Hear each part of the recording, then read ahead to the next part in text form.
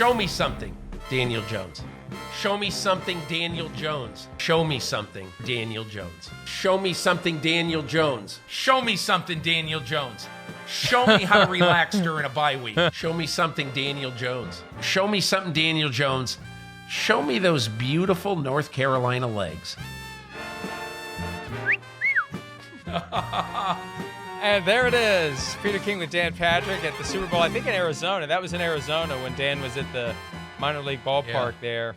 Show me something, Daniel Jones. There will be no more Show Me Something, Daniel Joneses on Fridays, at least not coming from Peter King. Maybe somebody else. Or we'll play that clip. I have a feeling, Peter, you may need to tune in because you never know when there's going to be a Show Me Something, Daniel Jones montage on a Friday during football season.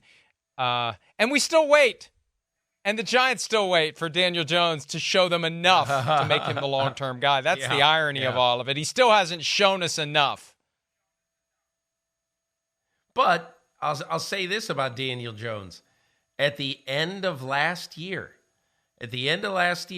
Mike, let me just ask you this.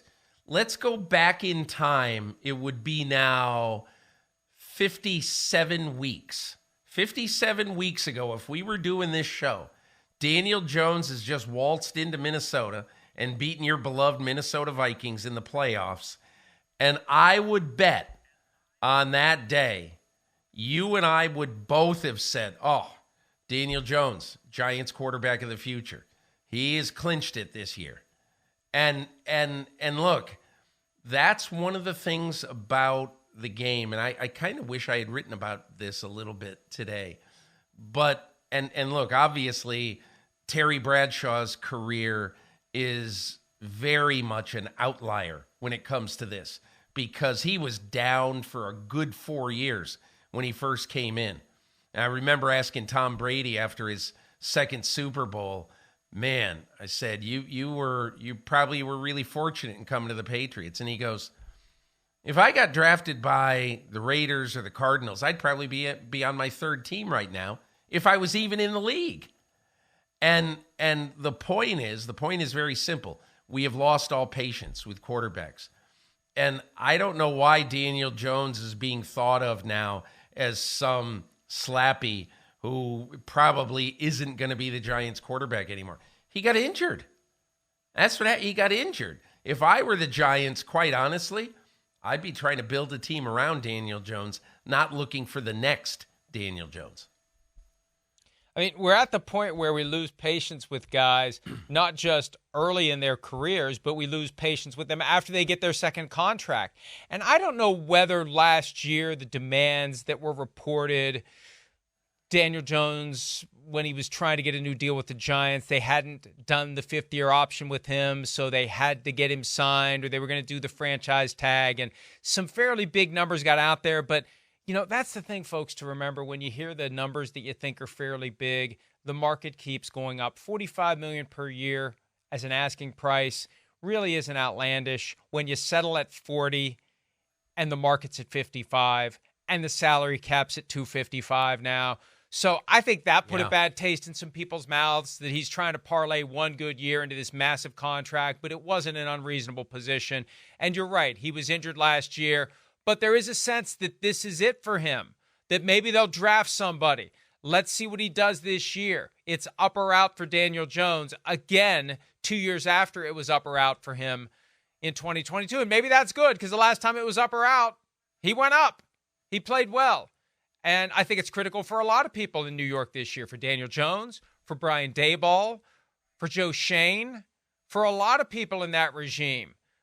We've seen a lot of impatience from John Mary in recent years. And there were some people who were thinking that maybe last year, I don't think, if they don't have the Tommy DeVito experience last year, maybe they continue their trend of 2 years, 2 years, 2 years. I mean, they've done it for three prior coaches.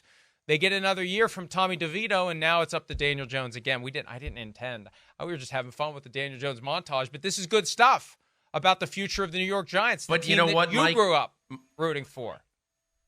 Mike, I'll tell you, I've gotten to know Joe Schoen a bit. I think Joe Schoen is terrific. I think he is smart. He's got an incredible ethos about him. Not only in, look, every general man, not every, but general managers work hard. If they don't, they're not going to be general managers for long. But I mean everything else. When Brian Daboll and Joe Schoen got to the New York Giants, there was so much they had to fix and so many things that had fallen through the cracks in terms of long-term adjustments to the organization, scouting staff, everything like that, but also to the team and to the talent on the team.